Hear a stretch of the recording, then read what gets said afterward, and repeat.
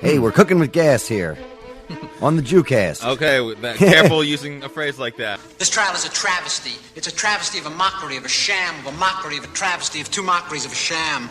Tradition! Oh, shut up, Carl! Shut your goddamn Jew mouth! You people are why there's war in the Middle East! Gekakken af een jam. Nebbig. Verpoepoepoe. Vermischt. Verkakt. Vertut. Verstonken. Fartig. Exactly. You're what Grammy Hall would call a real Jew. Huzzah! Hey there, everybody, and welcome to another episode of American Jew. I'm Jonathan Randall, I am Jordon Ferber. and let's Jew into it. Let's get right into it. Episode 28 here. I don't know how you spent your Tish B'Av. I did comedy. You did comedy. So it was only sad for the audience. Well, a lot of Jews spent it protesting. I know. I mean, Jews are passionate about protesting some of these ICE camps that they perceive and that are treating these immigrants much like the Jews were treated by the Nazis. Yeah. Well, it's interesting. I was reading about how, I don't really Read? No, I don't do a lot of the Jewish rituals. I don't follow a lot of the religion stuff. I always feel like that I learn more about Judaism on this podcast than I have in 20 years. So do our 18 listeners. Right. So I just feel like the whole Tisha B'Av thing, I don't participate in that really. It's the saddest day. The saddest day in the Jewish calendar. Yeah. And you're supposed to fast and to sit and reflect. Is it supposed to be the same thing that you do on Yom Kippur? It seems kind of like a little Yom Kippur-y. We talked about this a little bit last week. Right.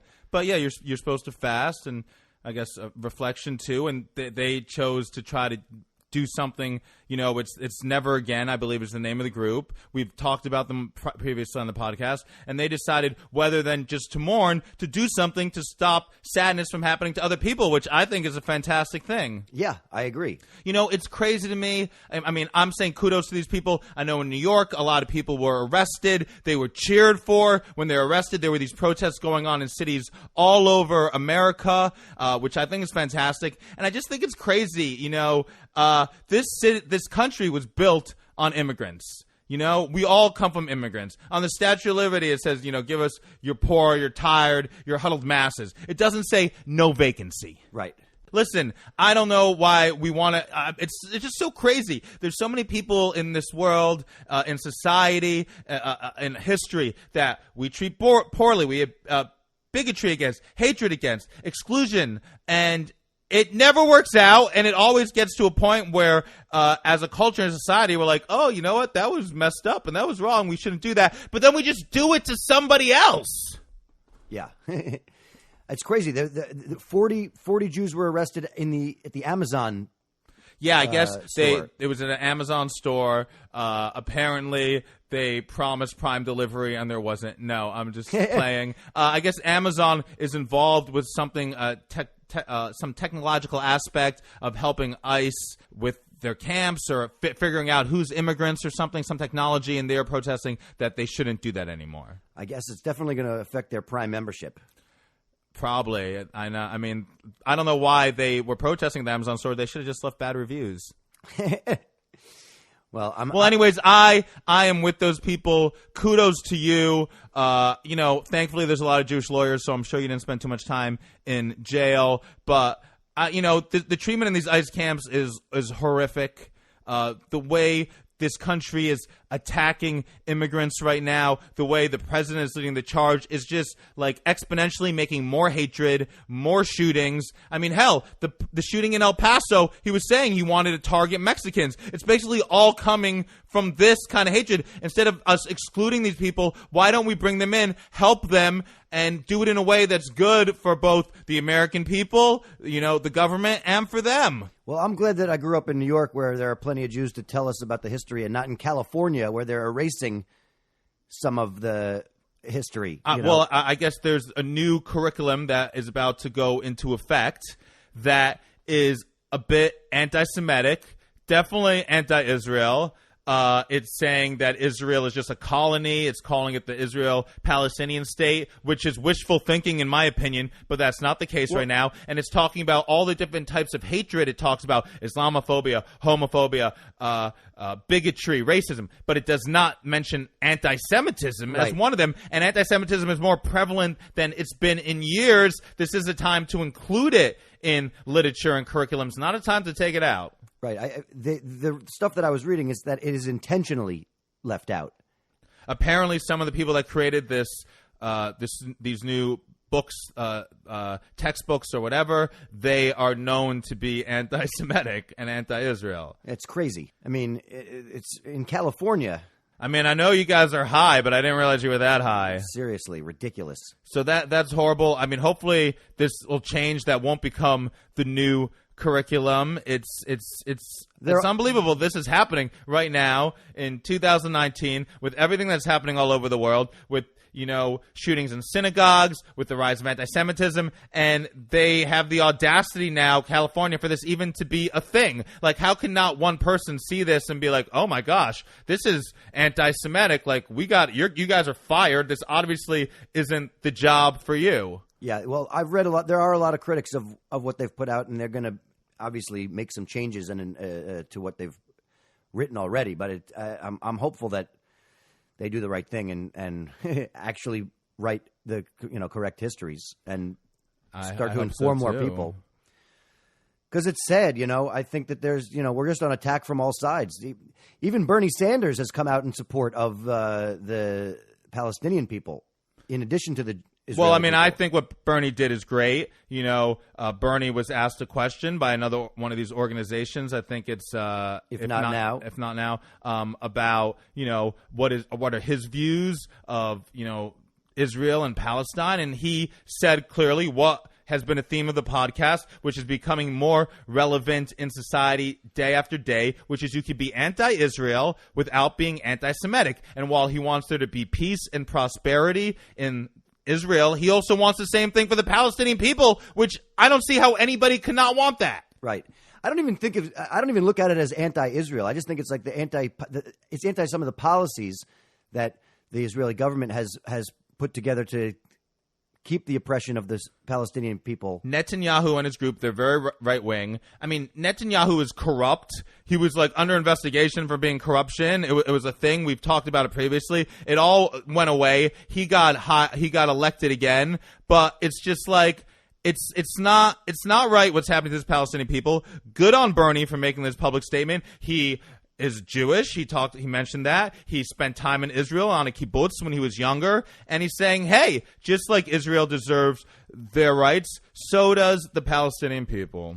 I think that these discussions are made so much more valuable by understanding that we're all just trying to make our way in the world together and find a little piece of joy in some of this fucking ridiculousness, Life is hard enough, and it's just crazy how it's like once we get over one sort of hatred or bigotry or whatever, we just move on to another one. It's like, oh, we're not against gay people anymore. Let's find somebody else we could hate on. Oh, we're not against Muslims now. Let's find somebody else we could hate on. How about we don't hate on anybody? Well, how about that? Yeah. Well, I mean, ultimately, people are sure as hell hating on the Jews. We're always going to be hated on. I feel like 100 tires in New Jersey were slashed. 100 Orthodox tires were slashed over the weekend. Another sad Tisha B'Av day. Was it exactly 100? That feels like a very specific number. I mean, that's the number that I read about in the articles. Right. I personally weren't counting Jews / tires, but they're saying 100 were slashed. 3 people in Brooklyn were attacked and mugged, even though the muggers apparently didn't get anything. I mean, if you want to steal from somebody, I don't think the Hasidic Jews are the ones that are going to get you a lot of money. But 100 tires, it feels like somebody had to fill a quota. Is that what Almost, it was? Maybe they were doing 100 tires. Maybe they're like, we're going to do 100 this weekend. Yeah. Anyways, that's very sad. It is. It's horrible. Bad weekend for Jews in New Jersey. Good weekend for AAA. Well, it's interesting. I think, on these days of mourning, you're not supposed to drive anyway. Okay, so you think maybe it was just like a Jew making sure that nobody drives? It could have been. I don't think so. No, I don't think so either. But I'm just, it is... It's a travesty. It's a travesty. It's horrible that all this anti-Semitism is going on, and some idiots in California want to say that like anti-Semitism isn't even a thing and included in the literature and the curriculum, you know? And it's crazy because earlier this year we talked about the high school in California where they played the beer pong with the swastika, and it's like, what are you thinking, Cali? I'm not going back to Cali. Seriously. Jeez Louise.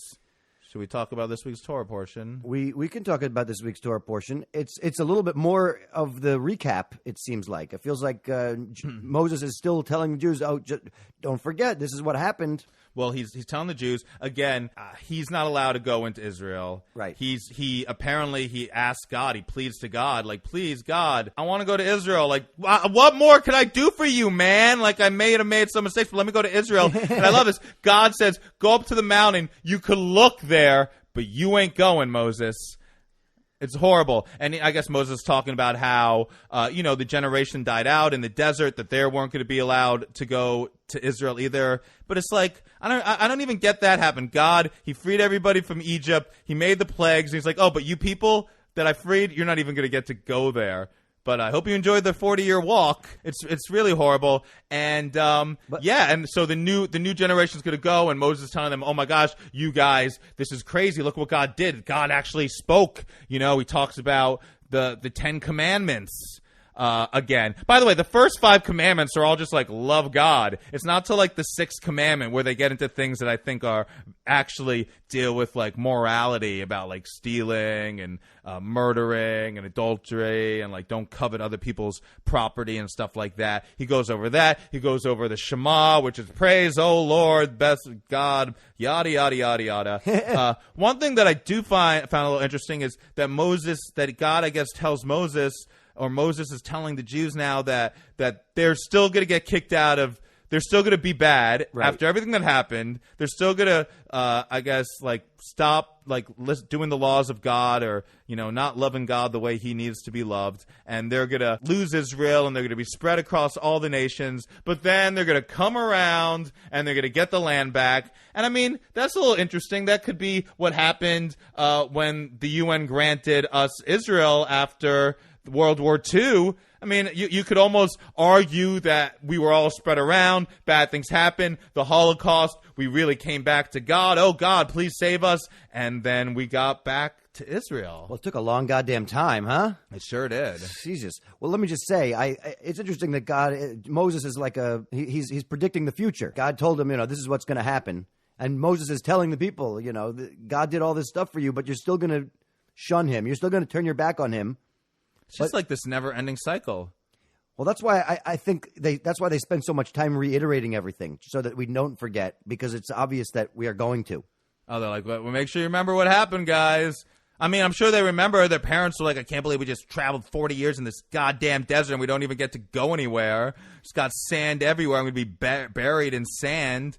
I mean, what the hell? We had to rush out of Egypt so fast, we didn't even have time for the bread to rise. For what? Obviously, we could have taken our time because we're not getting to go there anyways. It's just crazy because it's like, so many people are against the Jews in the Bible. We're dealing with, of course, the Egyptians, our exodus from Egypt, and then on our way, all these nations don't want to let the Jews pass, or they're putting curses on us, and yet who seems to be one of the people that's the most odds with the Jews is the God that we're worshiping for the Jews, right? Yeah. Like, even now, we're still there's anti-Semitism coming from Jews everywhere. Jews only make up like 5% of the population, yet we make up a lot more of the hate. What we really have to worry about is like, what is God going to do to us? Well, we've always talked about how I think that the biggest anti-Semite in the Torah is God. He fucking hates the Jews. He does kind of hate the Jews. I mean, maybe he just wants the Jews to be the best that they can be. Like, he's really beating them up. It's definitely like Jew boot camp. Oh, is that what you think it is? Could be. He's like, I don't know, like the Tiger Woods' dad or Serena Williams' dad, which is like, I'm going to make you do this all the time. I'm going to like make your life miserable with this, but you're going to thank me later because you're going to be the best there is. Right. You've been chosen to be the best of the best of the best. Guess.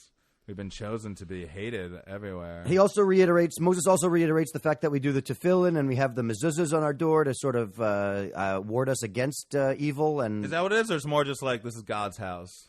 Right. Yeah. Do you have a mezuzah at your house? No. No? Yeah. Do you know what the prayer in the mezuzah says? Isn't it the Shema? It's the Shema. I think so. Yeah. Because I'm pretty ignorant to that. I don't have a mezuzah here either. I'm pretty confident it's the Shema. And have you done? When's the last time you did tefillin? Not too long ago. I think we talked about this. Some rabbi cornered me on the street, and I went and did it with him. And I took a picture for one on my Instagram for one of the episodes that we released. Yeah. You did it not too long ago. Too, right? I mean, they always corner you somewhere. It's never like I choose to do it. Hey, it's Friday. I should go get tefillin. No, it's usually, excuse me, are you Jewish? It's Friday. I'd like to wrap this around your hand. Yeah, right. I did it. I like whatever. I was in a mood, and I did it that time. I hadn't done it prior to that in probably 5-6 years. I remember the last time I did it. I think I was in Venice, in Italy, and somebody approached me in the Jewish Quarter, and I was just like, oh, what the hell? And I actually remember getting a little choked up when I was doing it. I couldn't understand it, but anyways, yeah, I mean, I have the tefillin. I think I mentioned this before, but I once showed a girl I was wearing the tefillin, and she goes, what is that, an S&M thing? It does look pretty kinky. That was pretty hilarious. So I tied her up with it. It's not a ball gag. It's more of a box gag. Yeah, that's right. I didn't gag her with it. So. Yeah, I was cornered on. Then she would have had a reason not to see me again. No. Well, you think she didn't come up with one on her own? No, she did. I mean, a good reason. But it had nothing to do with the tefillin. It had nothing to do with tefillin, and I was just joking. I didn't really tie her up with tefillin, but Right. she did say, what is that thing? I mean, I brought a girl over mostly because I wanted tefillin. Ooh, to fill her in. I got it, Jordan. Yeah. I like it how you really... Was it? Thanks for really spelling it out for everybody. I wanted to spell it out. I think it's important. Well, let me just say, I'm excited. I'm happy that we get to keep doing this. I feel like we're reaching people. I hope so. I mean, we thank everybody who's listening. You know, we thank the people that went ahead and went on iTunes and left us 5-star reviews. We really appreciate that, and we're going to keep doing this whether you're listening or not, so you might as well listen. Get on board, guys. It's a big mitzvah, okay? If you don't listen, who knows what God's going to do to you. We're going to be reminding you all the time of the fact that you should be listening to us. You should be listening to us. You should follow us on social media at American Jew Podcast on Instagram, at American Jew Pod on Twitter, on Facebook. You can find our page, American Jew Podcast. You can find me, of course, on Instagram at Jonathan Randall. You can always find me on Instagram at BeatNickNudnick. And you can always send us an email at AmericanJewPodcast@gmail. Let us know what you think of the show. You let us know if there's something that we're not talking about that you think we should spend more time on. Yeah, or just, send us pictures of your granddaughters or daughters. Try to set us up with them. Yeah, hook us up. I think this is a pretty good one. I'm glad you like it, Jordan. See you guys next week. Goodbye.